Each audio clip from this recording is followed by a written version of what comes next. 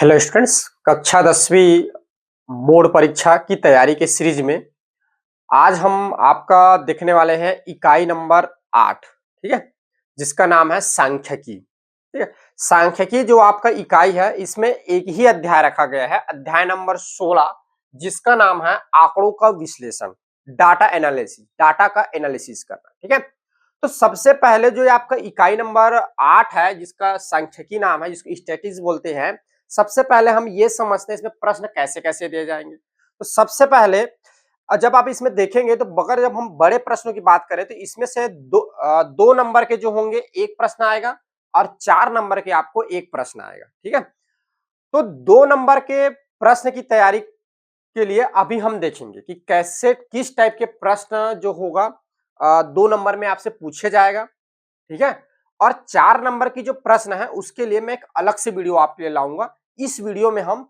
आपकी जो 2 नंबर के जो प्रश्न आएंगे उसके लिए हम चर्चा करेंगे। ठीक है, तो सबसे पहले हम समझते हैं कि 2 नंबर जो प्रश्न जो रहेगा वो किस टाइप का रहेगा और उसको हम कैसे सॉल्व करेंगे। ठीक है, तो आंकड़ों का जो विश्लेषण है इसमें सबसे पहले आप समझिए आंकड़ा क्या होता है। आंकड़ा मतलब एक प्रकार का होता है कोई भी डेटा आपको देना, कोई भी जानकारी आपको देना, ये कहलाता है आंकड़ा, जब उसको संकलन फॉर्म में रहे।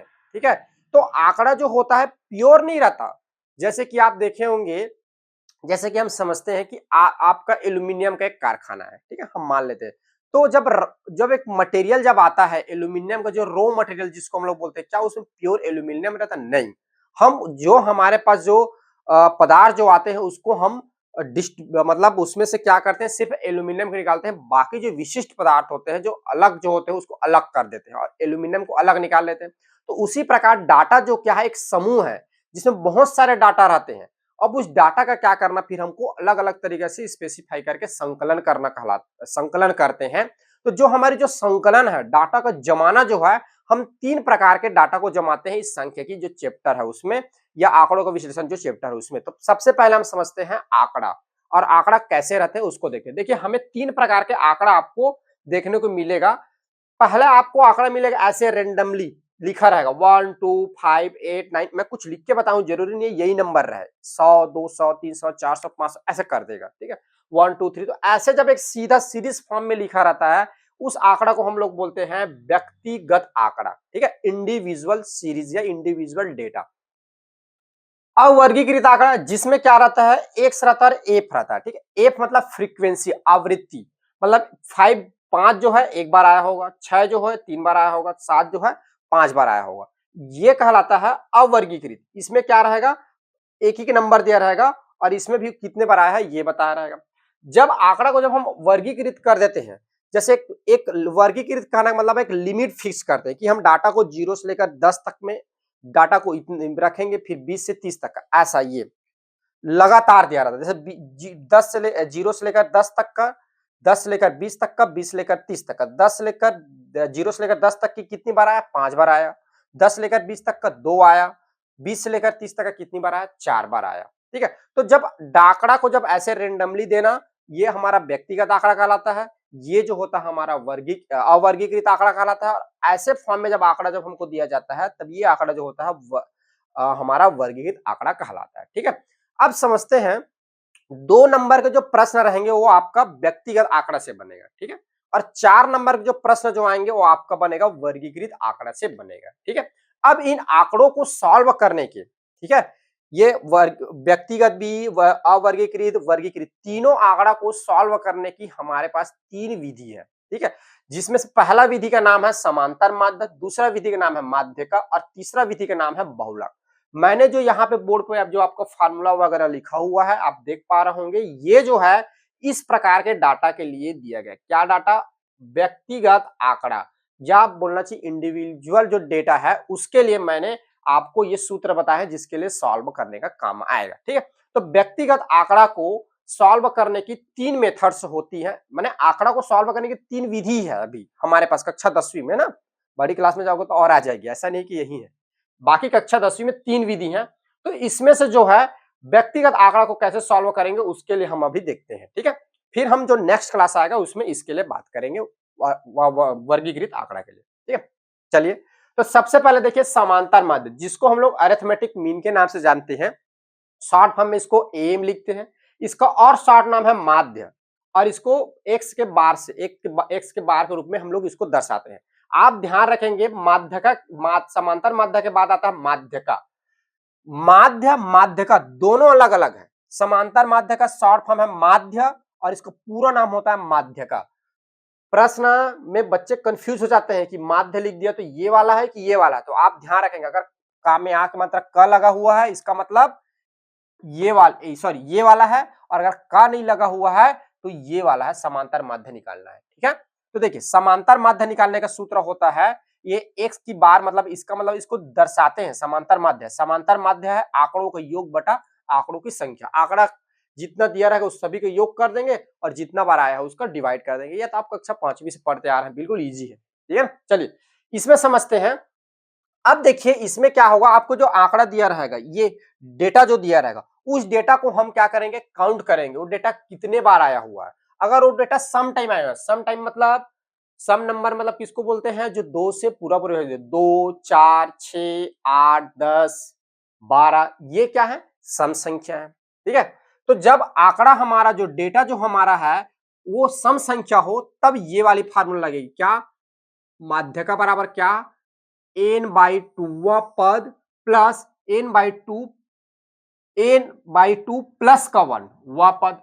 ठीक है, और जब हमारी संख्या विषम रहे, विषम मतलब 1 हो गया, 3 हो गया, 5 हो गया, 7 हो गया, ये विषम संख्या है। जब ऐसे रहेंगे हमारे आंकड़ा जो दिया रहेगा, मतलब आंकड़ा जो दिया रहेगा उसका मतलब नंबर जब उसको काउंट करेंगे, जैसे देखो 1 2 3 4 5 6, कितनी बार आ रहा है, 6 बार। तो यहाँ पे कितने बार दिया, 6 बार। एन क्या है, एन एक्चुअल में ना संख्या है।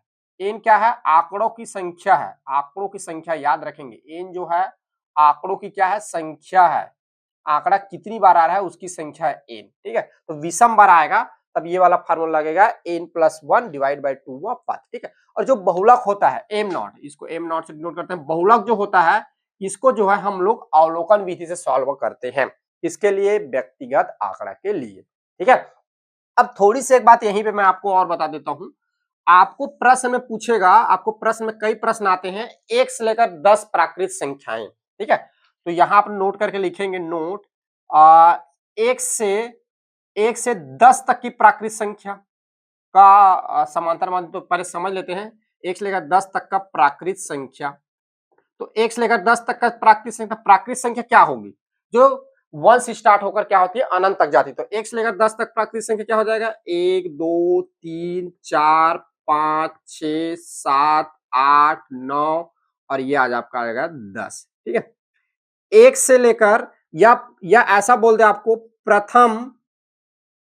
प्रथम 10 प्राकृत सम संख्या क्या होगी, प्रथम 10 प्राकृत सम संख्या क्या होगा, बताओ थोड़ा। प्रथम 10 प्राकृत संख्या, तो इसमें क्या होना चाहिए, प्राकृत संख्या होना चाहिए और साथ साथ में सम होना चाहिए, और प्रथम 10 बोल रहा माने स्टार्टिंग का 10, तो क्या क्या आ जाएगा, 2 4 6 8 10 12 14 16 18 20। ठीक है, एक और समझ लेते हैं, प्रथम 5 5, ठीक है 5 लिख दो, 5 प्राकृत विषम संख्या, बताओ आप क्या होगा, विषम संख्या क्या होगा, क्या होगा विषम संख्या, तो क्या क्या आ जाएंगे विषम संख्या, 3, उसके बाद आता है 5, उसके बाद आता है 7, उसके बाद आता है 9, उसके बाद आता है 11, उसके बाद आता है 13, लेकिन कितना बोला है, 5, तो 1 2 3 4 5, 5 को लेंगे, ये नहीं आएगा। ठीक है, तो प्रथम 5 प्राकृत विषम संख्या क्या होगी, 3 5 7 9 10। आप इसको कुछ भी बोल सकता है, 7 8 9 10, प्रथम 10 का निकालिए, प्रथम 20 का निकालिए, प्रथम जो भी आपको बोले आपको निकालना आना चाहिए। अगर आपको बोले कि प्रथम 10 प्राकृत संख्या, तो 1 से लेकर 10 तक का। प्रथम सम बोले तो सिर्फ सम संख्या को लेना है, विषम बोले सिर्फ विषम संख्या को लेना है। आपको प्रश्न पढ़ के आपको प्रश्न को समझना है कि प्रश्न क्या बोलना चाह रहा है।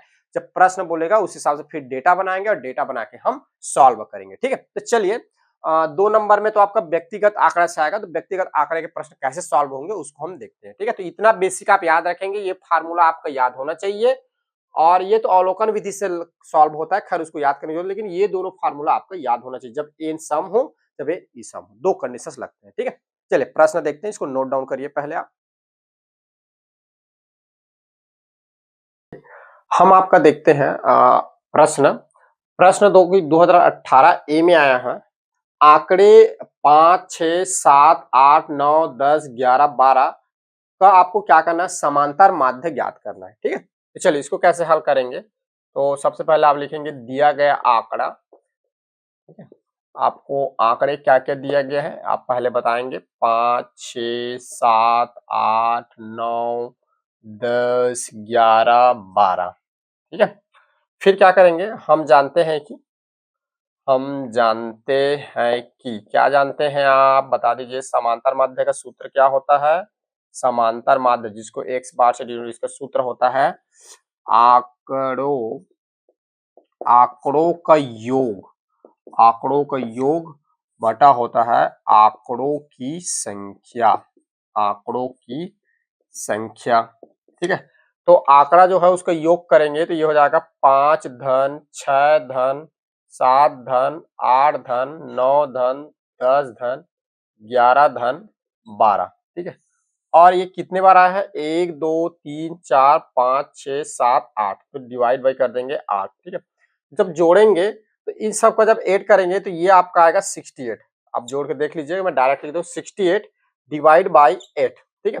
जब इसको डिवाइड करेंगे तब ये आ जाएगा आपका 8 से, तो 8 अट्ठे आपका होता है 64 और दशमलव लगेगा 4 बच गया, तो 8 पंचे आपका हो जाएगा 40। 8 ये आ जाएगा आपका 8.5, ठीक है। तो इस प्रश्न का जो समांतर माध्य होगा x बार ये आपका आएगा 8.5, ये आपका हो जाएगा आंसर, ठीक है। ये अगला प्रश्न आपको दिया हुआ है जो कि 2020 बी सेट में आया हुआ है। प्रथम 10 प्राकृतिक संख्याओं का औसत ज्ञात करना है। तो सबसे पहले आपको ये देखना है कि प्रथम 10 जो है सम संख्या कौन कौन सी होंगी, ठीक है। तो यहां पर लिखेंगे प्रथम 10 सम संख्याएं। तो सबसे पहले अपने को जानना है कि सम संख्याएं क्या होती है।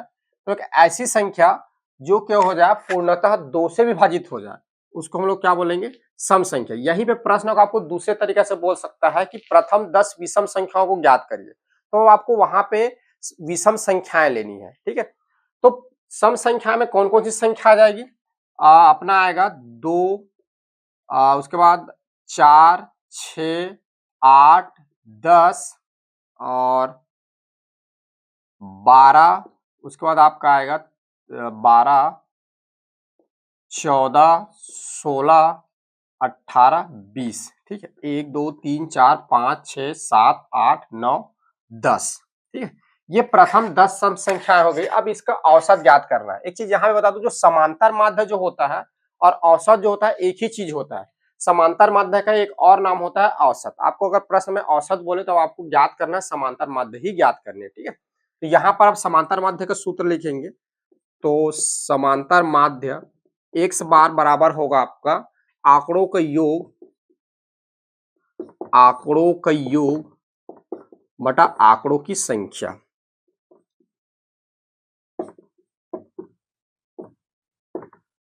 ठीक है। तो जो आपका आंकड़ा मैंने जो डाटा दिया है तो ये हो जाएगा 2 धन 4 धन 6 धन 8 धन 10, फिर 12 धन 14 धन 16 धन 18 धन 20 और पूरे का डिवाइड बाई ये कितनी बार आया है, 10 बार, तो डिवाइड बाई हो जाएगा 10, ठीक है। तो इन सबको ऐड करिए, पहले ऐड करेंगे और ऐड करके 10 से डिवाइड करेंगे। देखिए 4 2 2 4 6 6 दूनी 12, 12 में 8 जुड़ेगा, ये हो जाएगा आपका 20, 20 धन 30 और 30 में जब 12 जुड़ेगा तो 40, तो 42 और 42 में जब 14 जुड़ेगा तो 42 में 14 जुड़ेगा तो ये हो जाएगा आपका 56 और यहाँ 56 हो गया। अब 56 में फिर अपने को जोड़ना है 16, ठीक है। तो 56 में जब 16 जुड़ेगा तब ये आपका हो जाएगा 72, 72 में फिर आपको जोड़ना है 18, तो ये आपका हो जाएगा 90 और 90 में जब आप 20 जोड़ेंगे तब ये आपका आ जाएगा 110। तो ये टोटल इसका सम हो जाएगा 110 डिवाइड बाई 10, ठीक है। तो अब इसको कटा दीजिए तो यहाँ से 0 0 कैंसल आउट, तब ये आपका हो जाएगा x bar is equals to आपका आ जाएगा 11।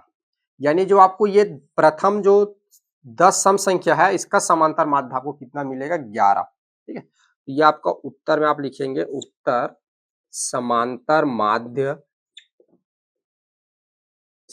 माध्य x बार, ये आपका आ जाएगा 11। ये आपका है आंसर। ये प्रश्न जो है इस टाइप से बनेगा आपका। देखिए एक अलग टाइप का प्रश्न है जो कि 2021 बी में पूछा गया है। ये प्रश्न है, यदि संख्याएं 6, 8, 15 पी, यहाँ पे संख्या ना देके एक संख्या दे दी है, एक बोलना चाहिए अल्फाबेट नंबर दे दिया है पी, और 4 का माध्य, माध्य कहने का मतलब है समांतर माध्य क्या है 10 है, तो पी का मान यहाँ पे ज्ञात करना है।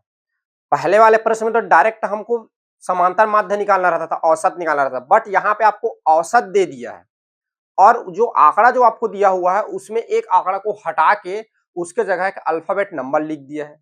अब उस आंकड़े के जगह पर वो नंबर कौन सी होगी, वे नंबर आपको पता करना है।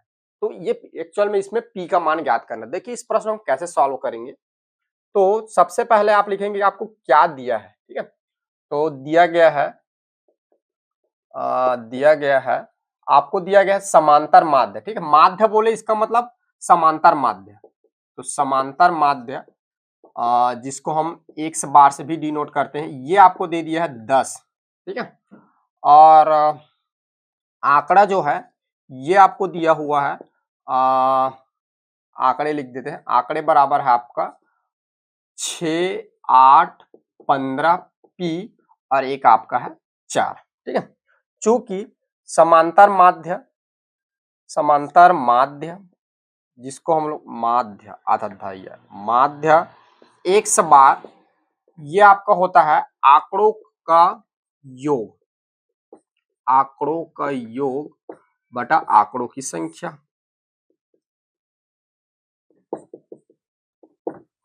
ये सूत्र है। ठीक है, तो यहां पर देखिए x बार यानी समांतर माध्य, ये आपको दिया है 10, आंकड़े का योग कर दीजिए तो 6 धन 8 धन 15 और धन p और धन हो जाएगा 4। टोटल कितनी है 1 2 3 4 5, ये कितनी बार आया 5 बार। तो इधर जब तिर्यक गुणा करेंगे तो ये हो जाएगा 10 गुणा 5।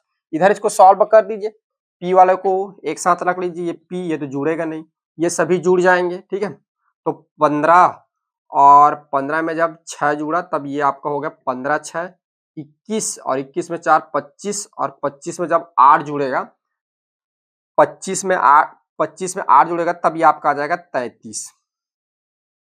25 में जब 8 जुड़ेगा तो हो जाएगा 33, तो p प्लस 33 आ गया। 10 गुणा 5 तो ये आपका हो गया 50, 50 बराबर ये आपका आ जाएगा p धन 33। अब आपको किसकी वैल्यू चाहिए, p का मान चाहिए, तो 33 को इधर लीजिए, माइनस 33 ये हो जाएगा p। तो 50 में जब 33 घटेगा तब ये आपका बच जाएगा 17। तो यहाँ पर जो p की जो वैल्यू रही होगी ये कितना रहा होगा 17 रहा होगा। ठीक है, तो अतः p का मान आपका निकल गया p बराबर 17। ये थोड़ा एक अलग टाइप का प्रश्न है जिसमें आपको समांतर माध्य दे दिया रहता है और समांतर माध्य में जो आंकड़ा जो है उसमें का कोई बीच के पद को वैल्यू को ना देके उसके जगह कोई एक अल्फाबेट नंबर दे दिया रहता है वेरिएबल, और आपको उसको फाइंड करने के लिए बोलता है। तो इस वाले प्रश्न रहेगा तो इस तरह से इसको सॉल्व करना। अभी हम देख रहे थे समांतर माध्य पे, अब हम देखेंगे माध्यका पे प्रश्न। माध्यका पे जो है दो प्रकार के प्रश्न बनते हैं। समांतर माध्य में अभी आपने देखा कि समथिंग उसमें दो टाइप के, एक अगर टाइप में अगर बांट दे तो 3 टाइप के प्रश्न बनते थे समांतर माध्य पे। ठीक है, माध्यका पे जो है आपको दो प्रकार के ही प्रश्न बनेंगे जिसमें आपका डाटा एक बार सम दिया रहेगा मगर विषम दिया रहेगा। ठीक है, मैक्सिमम टाइम जो आप बोर्ड परीक्षा में देखा जाए तो मैक्सिमम टाइम विषम संख्याओं के लिए दिया हुआ है। ठीक है, सम संख्या के अभी तक कोई प्रश्न नहीं आया हुआ है, बट अगर बाई चांस इस बार दे दे तो उसके लिए मैंने एक डाटा लिखा हुआ है जिसमें मैंने संख्याओं को सम संख्या रखा है, तो उस पर भी मैं आपको एक क्वेश्चन बता देता हूँ। तो सबसे पहले ये वाली क्वेश्चन देखते हैं जो कि पहले आया हुआ है 2022 सी सेट में। निम्नलिखित आंकड़ों की माध्यका ज्ञात करनी है आपको। तो आपको जो डाटा दिया रहेगा तो हल करेंगे, तो सबसे पहले आप लिखेंगे दिया गया आंकड़ा। ठीक है, जो आपको डाटा दिया है उस डाटा को पुनः आपको लिखना है। तो 22 20 24 26 18 फिर 26 फिर 21, तो जो आपको डाटा दिया होगा सबसे पहले उसको आप आरोही या तो अवरोही क्रम में, बढ़ते या तो घटते क्रम में उसको जमाना है। ठीक है, अगर आपको आरोही आरोही क्रम का दूसरा नाम है बढ़ते क्रम, और अवरोही यानी जिस दूसरा नाम है उसका घटते क्रम। तो आपकी इच्छा है, आप डाटा को किसी भी क्रम में जमाएं, चाहे आप चाहे आरोही में जमा ले या अवरोही में जमा ले, आंसर दोनों में सेम ही आएगा। लेकिन आपको जो भी प्रश्न दिया रहेगा उसको पहले आपको अरेंज करना अनिवार्य है। तो मैं जो है इसको आरोही क्रम यानी बढ़ते क्रम में इसको अरेंज करूंगा। तो आरोही क्रम में लिखने पर, आरोही क्रम में लिखने पर, तो आरोही क्रम में कैसे लिखेंगे? बढ़ते क्रम। बढ़ते क्रम यानी सबसे पहले छोटे नंबर को पहले रखेंगे, उसके बाद फिर बड़ा, फिर बड़ा, फिर बड़ा। तो आप देखिए इसमें सबसे छोटा जो है आपका 16 है, उसके बाद आपका आएगा 18 आएगा, 18 के बाद आपका 20 आएगा, 20 के बाद आपका 21 आएगा, 21 के बाद आपका 22 आएगा, 22 के बाद आपका 24 आएगा, 24 के बाद आपके पास 26 आएगा। ठीक है, एक बार लिखने के बाद आप लोग गिन लीजिएगा ताकि गलती ना हो। 1 2 3 4 5 6 7, 1 2 3 4 5 6 7। ठीक, कितनी है? 7, यानी हमने सही लिखा। अब देखिए, चूंकि एन क्या है? एन क्या है? एन जो है, एन जो है नंबर आप जो आंकड़ों की संख्या है। एन क्या है? आंकड़ों की संख्या है। तो एन यहाँ पे क्या है? 1 2 3 4 5 6 7, 7 है। ठीक है, एन एक्चुअल में है आंकड़ों की संख्या, आंकड़ों की संख्या है एन। और एन जो आपका यहाँ पे आ रहा है 7 आ रहा है। तो एन बराबर 7 जो है, तो एन जो है यहाँ पे कौन सी संख्या है? विषम संख्या है। एम कौन सी संख्या है? विषम है। तो अतः यहाँ पर जो हमारा फार्मूला लगेगा, तो माध्यका का जो फार्मूला लगेगा ये आपका लगेगा विषम वाला। तो माध्यका एम डी, विषम का फार्मूला होता है n+1 डिवाइड बाई 2 वह पद। ठीक है, ये अब यहाँ पर देखिए एन क्या है? एन आप हमने निकाला 7 धन 1, और ये हो जाएगा बटा 2 वह पद। ठीक है, उसके बाद ये जुड़ेगा तो 8/2 वह पद। जब उसको, अब इसको भाग कर दीजिए, तो भाग करने पे ये आएगा आपका चौथा पद। ठीक है, तो आपको देखिए अब यहाँ पे ये जो 4 आया ये हमारा आंसर नहीं है। एक्चुअल में ये बोल रहा है 4वां पद। जो 4वां जो पद होगा, जो चौथे नंबर का जो पद होगा, वो आपका आंसर होगा। अब इसको आपको प्रश्न में देखना है। तो यहाँ पे हमारे पास फिर सवाल आता है कि इसमें हम किसमें देखेंगे? ये वाले डाटा में देखेंगे कि इस वाले डाटा में हमको अपनी चौथा पद ढूंढनी है। तो आप ध्यान रखेंगे कि आप जब उसको जब क्रम में जमाए रहेंगे, जिस क्रम में आप जमाए रहेंगे, चाहे आप अवरोही क्रम में हो चाहे आरोही क्रम में हो, तो जो इस क्रम में जमा हुआ है, क्रम में जो डाटा जमा हुआ है, उसी डाटा से आपको उस पद को निकालना है। तो आप देख पा रहे हैं कि हमने आरोही क्रम में जमाया हुआ और हमारा आरोही क्रम का डाटा ये है। इसी डेटा से हमको क्या करना है? चौथा पद को निकालना है, वही हमारा आंसर होगा। इसे शुरू से काउंट करिए, पहला, दूसरा, तीसरा, चौथा। ये जो 21 है जो कि चौथे नंबर पे आ रहा है, यही हमारा आंसर होगा। तो यहाँ पर चौथा पद कौन सा? हमारा 21 है। तो इस प्रश्न के लिए जो हमारी माध्यका होगी एम डी, ये आपका होगा 21। याद रखेंगे ये एम जो डी जब लिखते हैं तो एम जो है डी के नीचे लिखाता है, न कि उसके ऊपर न कि उसके बराबर। ये छोटा सा रहता है नीचे में डी, एम डी। यहाँ पे आपका माध्यका निकल जाएगा। इस प्रश्न के लिए 21 होगा। यहाँ पे ध्यान ये रखना है कि ये जो पद जो बोलेगा ये अपने को क्रम में जो जमा हुआ है उससे उठाना है, और ये इस तरह से आपको लिखना है। चलिए एक और प्रश्न है जो कि मैंने इसको अपने हिसाब से बनाया हुआ है। अब इसमें देखते हैं। तो सबसे पहले जैसे सॉल्व करने का तरीका होता है, तो सबसे पहले हम अपने लिखेंगे दिया गया आंकड़ा, जो आंकड़ा आपको प्रश्न में दिया रहेगा उसको आप पहले लिखेंगे। तो ये है 48, 41, 43, 37, 40, 42, फिर 44, फिर 50। ठीक है, उसके बाद आपको क्या करना है? क्रम में जमाना है। आप चाहें तो आरोही अवरोही किसी भी क्रम में जमाएं।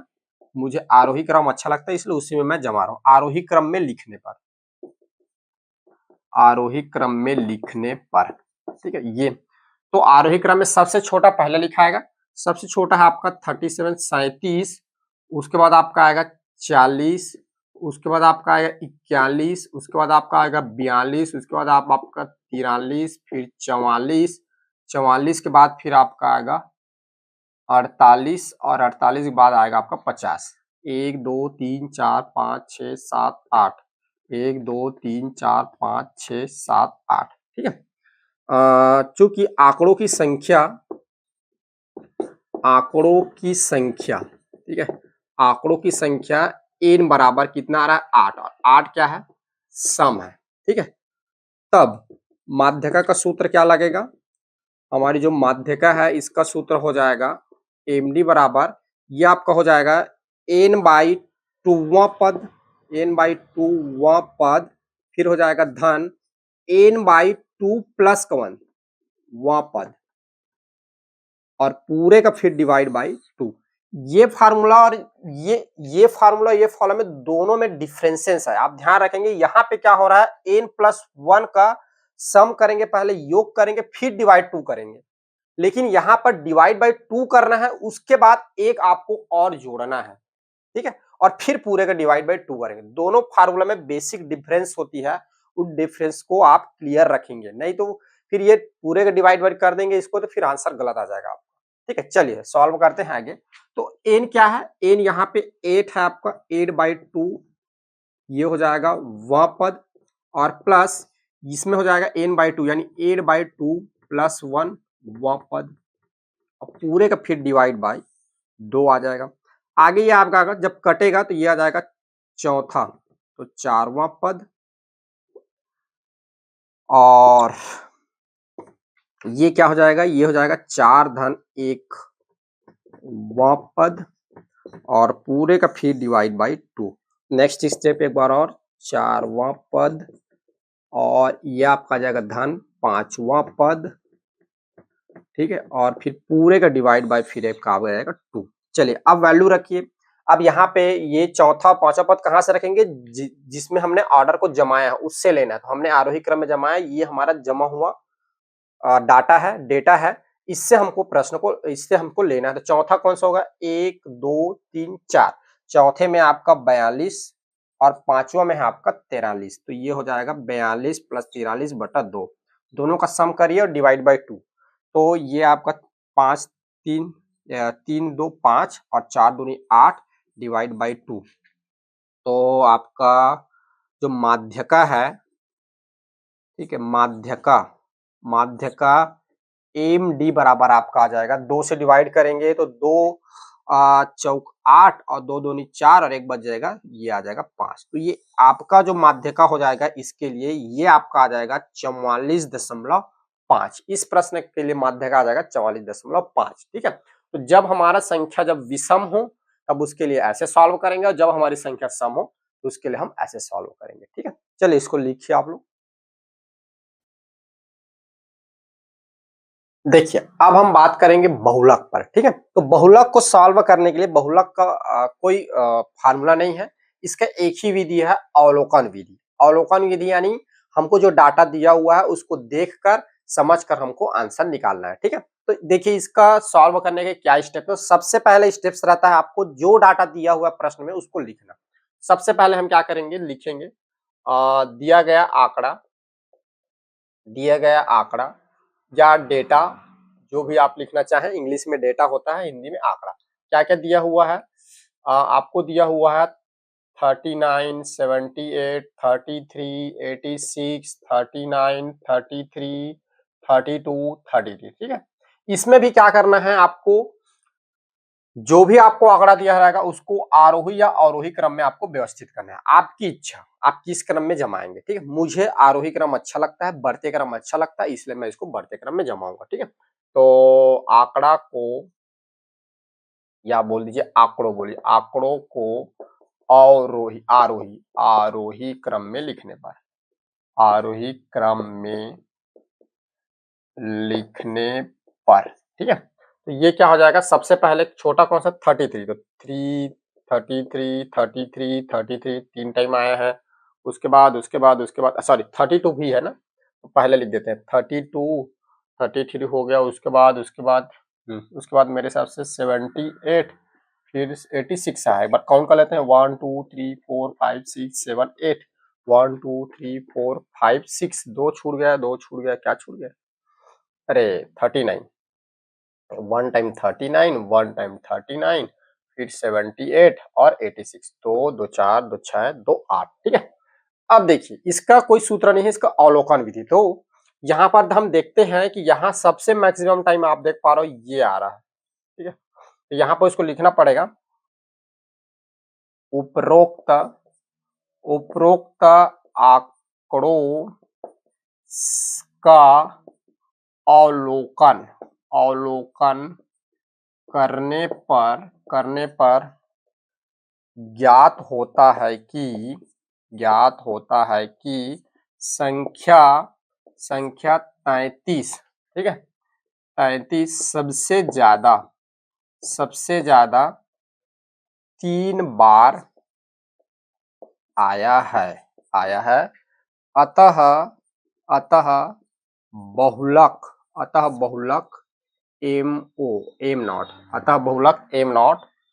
नॉट बराबर होगा 33। आप ध्यान रखेंगे जो संख्या जितने बार ज्यादा आएगी वही बहुलक होगी, न कि कितनी बार आ रही ये नहीं, ठीक है। याद रखेंगे कितनी बार आई है, 3 बार आ रही है। कौन सा आ रहा है, 33, तो हमारा आंसर कौन होगा, 33 होगा बहुलक, ठीक है। बहुलक वाला जो प्रश्न होता है बिल्कुल इजी प्रश्न होते हैं, आपको कुछ नहीं करना है, देखना है और देख के आपको बताना है, कोई फार्मूला कुछ करने की जरूरत नहीं है, ठीक है। तो ऐसे आपको डाटा दिया रहेगा, उसको आरोही या अवरोही वो आपकी इच्छा है, बढ़ते जमाओ या घटते जमाओ, ठीक है। मैं आरोही क्रम में जमा हूं, बढ़ते क्रम में जमाइए और डाटा को देखिए, जो ज्यादा आया सबसे बार वही क्या होगा, बहुलक होगा, ठीक है।